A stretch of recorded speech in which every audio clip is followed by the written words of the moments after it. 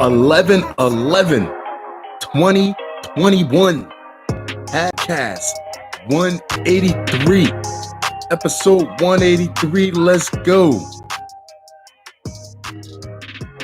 Happy Thursday, you guys. Of course, I have a few things to share with you.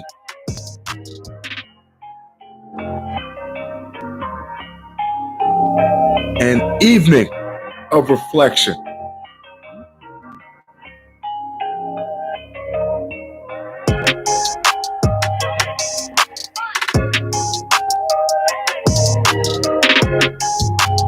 Shall we? Black Ohio police officer whose white chief put KKK note on his coat breaks silence. On Thursday, Sheffield Lake police officer Keith Poole came forward to detail the June incident that resulted in his former boss's ouster and alleged other encounters that he described as demeaning.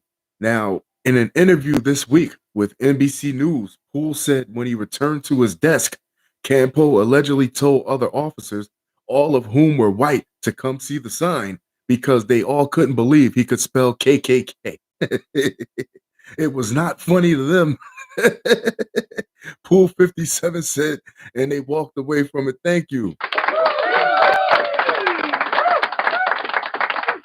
for letting homeboy Honky know that everybody doesn't think like him in 2021. But Campo didn't stop there.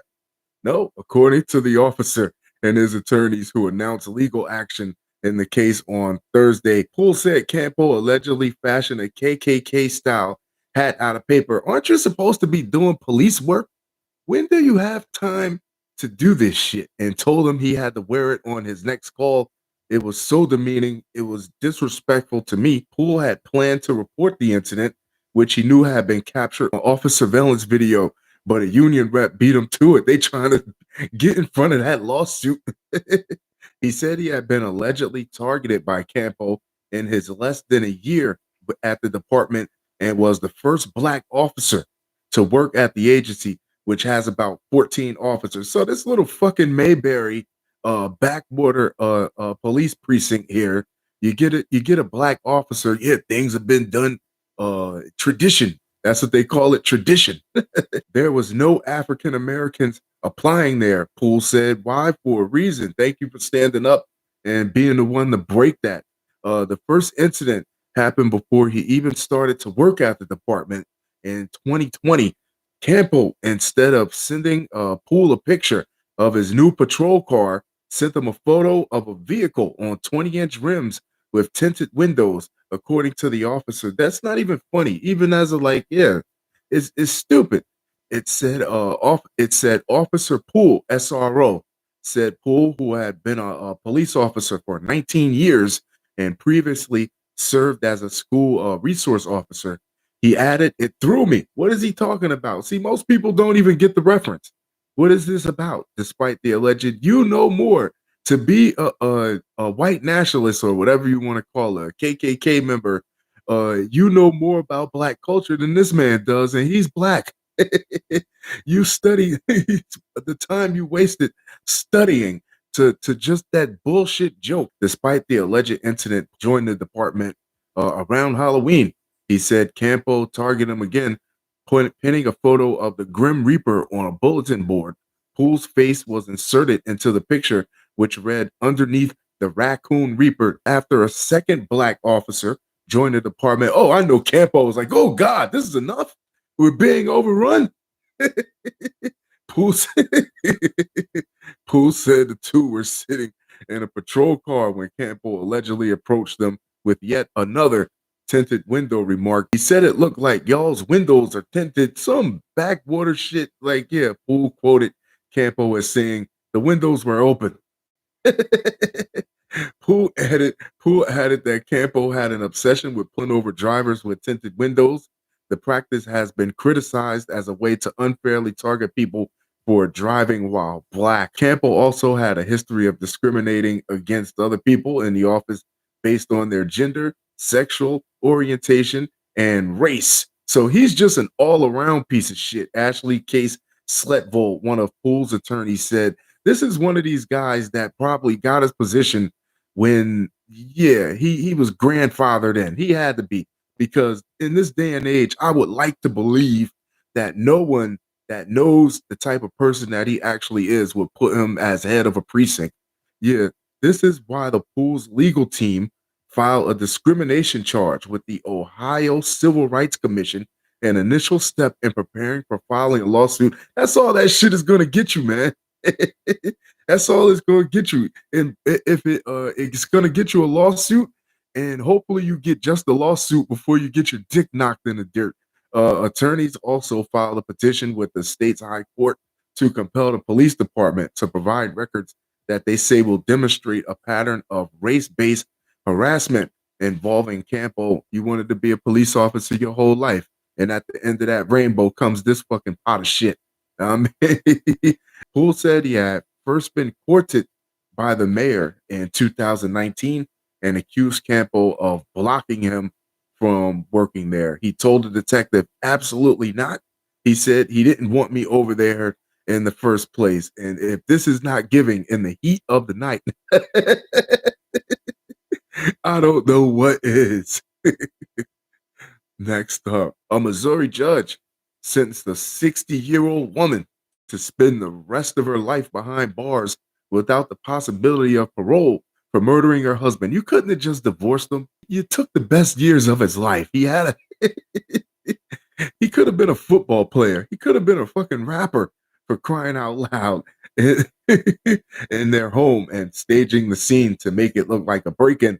Seventh Circuit Court Judge Shane T. Alexander on Wednesday handed down a life sentence to Viola Bowman for the 2012 fatal shooting of her husband, Albert Rusty Bowman. The Kansas City Star reported Bowman, who was steadfastly maintained her innocence last year, reportedly rejected a deal from prosecutors that would have effectively resulted in a release for time served if she pleaded guilty to voluntary manslaughter. So she could have been home already. She just maintains her innocence. Like, she doesn't want to plead guilty. She doesn't want anybody to know that she tried to kill her husband. Wow. It seems like she would be. It's like if she would have succeeded, then she wouldn't have said shit. But yeah, now that she has to admit to it, she's embarrassed. A Clay County jury in September found Bowman guilty of first-degree murder and armed criminal action. This is a 60-year-old woman. When did this happen?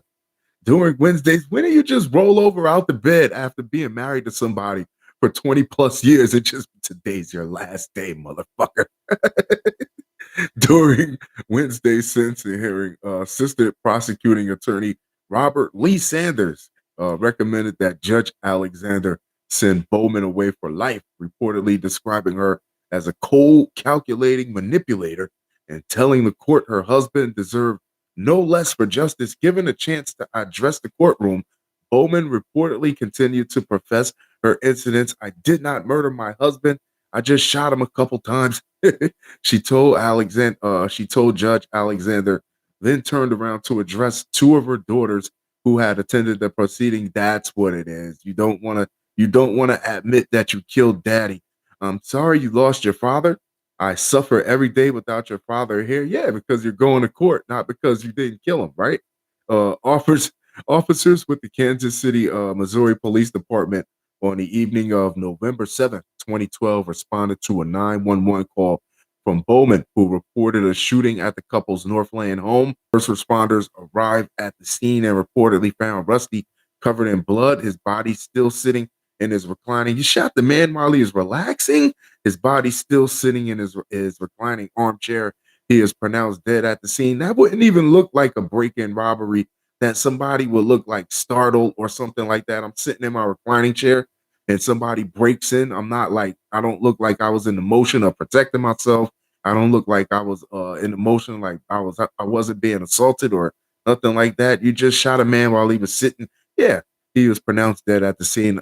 Bowman told investigators that an unknown person had broken into the home and shot her husband twice. When the detectives go around the crime scene, it never adds up to the testimonial. It never adds up to the description of what the person says. Once in the head and once in the chest, then staged the crime scene. During her criminal trial, prosecutors argued that emergency medical personnel who responded to Bowman's home said her demeanor in the aftermath of her husband's death was odd because when something happens of this nature, the spouse is always like, okay, so why weren't you hurt? Oh, you weren't home. What happened? Why are you acting like that? And investigators reportedly noted multiple inconsistencies with their statements about the alleged robbery.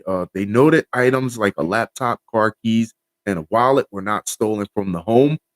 Prosecutors also contended that Bowman benefited from a life insurance policy in the wake of her husband's death. Wow. Next up, the FAA wants to fine a passenger $32,000 over allegations that she punched her husband and son, threw trash at a flight attendant, and snatched another passenger's cookies. You want to stop a woman and her child, but this still goes on board your planes, right? The FAA has announced a fresh 225,287 in civil penalties against unruly passengers. And just off the top of my head, we had the guy that got too drunk on the plane and wrapped his arms around a flight attendant's ankles and stuck his head up her dress. We got the kid that went bonkers and started trying to kick the windows out of the airplane. I think they had to tape him down. More than 100 incidents of physical assault have been reported to the FAA in 2021. One passenger accused of punching her family and throwing trash at crew is facing a $32,000 fine. This should be much more serious. They should be hand out a couple lifetime bans. It should just be way more serious charges than what it is because it should be something like, yo, you're disrupting. Like we're in a fucking tube, 20,000 feet in the air, 30,000 feet in the air, and you pick the perfect time to act the fucked up. Take a Xanax and have a fucking drink. And yeah, the incident that led to the largest fine in the Federal Aviation Administration's latest round of civil penalties appears to have started over a seatbelt. This is childish. This is fucking childish. We're all the way up here in the fucking air. Buckle your seatbelt, take a nap, do whatever the hell it is you do. The FAA alleges that on a flight to San Francisco from Austin, Texas last May, a Horizon Air passenger refused to follow crew members' instructions to buckle up and then punched and screamed at her son. I was like, what the fuck did I do? What the hell? Husbands are really taking the brunt of the husbands are really taking a beating on this podcast tonight, right? When crew attempted to intervene, she threw trash at them and snatched cookies from a nearby passenger. What did she's a whirling dervish. Yeah. The agency alleges now she's facing a $32,000 fine and has 30 days to respond to the charges following the agency's notification of its enforcement decision. Rip out the back seats like you rip out the back seats of a fucking Civic and put a jail cell back there. I don't know. Next up, Texas woman allegedly pocketed cousin's $1 million lotto win. Officials say in water, but blood is not thicker than money. I swear to God, because you find out who your real loved ones is when throw $1 million in the pit and see if everybody don't kick and scratch to get to it. A Texas woman is charged with grand larceny after allegedly pocketing winnings from her cousin's $1 million jackpot lottery ticket he bought last year in New York for $5. Authorities said Iris Amador Argueta, 32, of Houston, surrendered to Glen Clove Police on Long Island Monday, according to a statement from Nassau County Acting District Attorney Joyce A. Smith. Argueta was arraigned Tuesday on second-degree grand larceny and 2 counts of second-degree criminal possession of a forged instrument, Smith said. The alleged, first off, I'm not trusting nobody with my $1 million lottery ticket anyway. I don't care who you are. I'm going to secure the bag first. Fuck that. The alleged victim, who was not named by officials, had asked Argueta to claim the winning prize for him because he wished to remain anonymous. That's $1 million, man. You got to take that risk, man. What are you doing? You're gonna trust somebody? That's like sending somebody to the store with a $20 bill to buy like a $1 to buy a juice and expecting like all your change back. What the hell are you doing? Prosecutors said. In the deal struck between relatives, prosecutors said Arguetta's cousin promised her $50,000 in exchange for Arguetta claiming the prize money. Yeah, I'll give you $50,000. You just need to cash this $1 million lottery ticket for me. Yeah, let's see how that saying it doesn't even sound. Yeah, I'll give you $50,000. You just have to cash this $1 million. Yeah, it's because people don't think that it's a easy $50,000. They think of it as, oh shit, well, I have $1 million and I don't have to give them back anything. It's sad. And that's family.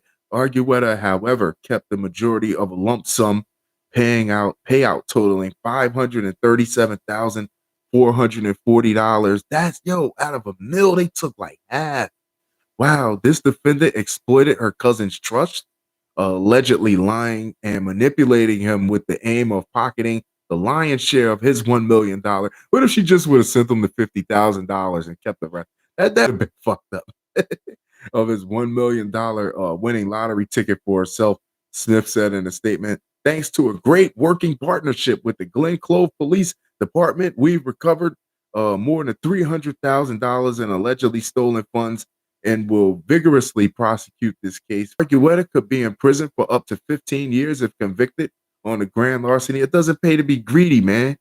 Like, yeah, what are you doing? He could have went to anybody with that shit. Smith said Arguetta's cousin purchased a $5 Hold'em poker ticket, which netted him the jackpot on October 28th, 2020 at 7-Eleven in Glen Clove, a $5 Hold'em poker ticket. Don't do that to me. I'm trying to bring you in. I'm trying to put you on. Don't do that to me. Know what I mean? Like, yeah, you was probably ashed out. You was probably ashy and broke and they have two nickels to rub the fuck together before you did. Yeah, now you want to fucking do me like that? Weeks later, weeks later, prosecutor said, showed the victim purported paperwork from the New York State Lottery, which said the prize money was only $20,000. She fucking doctored some bullshit up. Arguetta then handed the victim an envelope with $13,436 in cash and told him the rest of the money was kept for taxes. The press statement about Arguetta prompted her cousin to call her, but she insisted she didn't have more money for him and said if he continued to reach out, he would suffer legal consequences. Bitch! Prosecutors said investigators have recovered $317,825.46 of the alleged stolen winnings from Arguetta's bank account. The money is being held, prosecutors said. Now he's got now this cousin right here, peep game. This cousin right here is going to he's not going to get what he's not going to get all the money that's deserved to him. He's going to get a substantial amount and you're going to be in jail. And the one cousin that would actually reach out to you, that would probably reach out to you and make sure that you're okay if you were in a jam, was this guy right here. And you fucked him over. How about that? Yeah. Next up. Attorney drops pants at Pittsburgh court metal detector, gets arrested. A Pittsburgh attorney dropped his pants Wednesday afternoon in a court building. Police said Jeffrey Pollock, 59, was arrested and charged with disorderly conduct. The Allegheny County Sheriff's Office said in a press release. Pollock was trying to get through a metal detector to get to a courtroom in family court. Family court?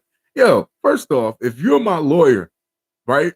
If you're my lawyer, I'm in this fucking courtroom trying to get my child support reduced, and you walk up in front of the judge with your pants down.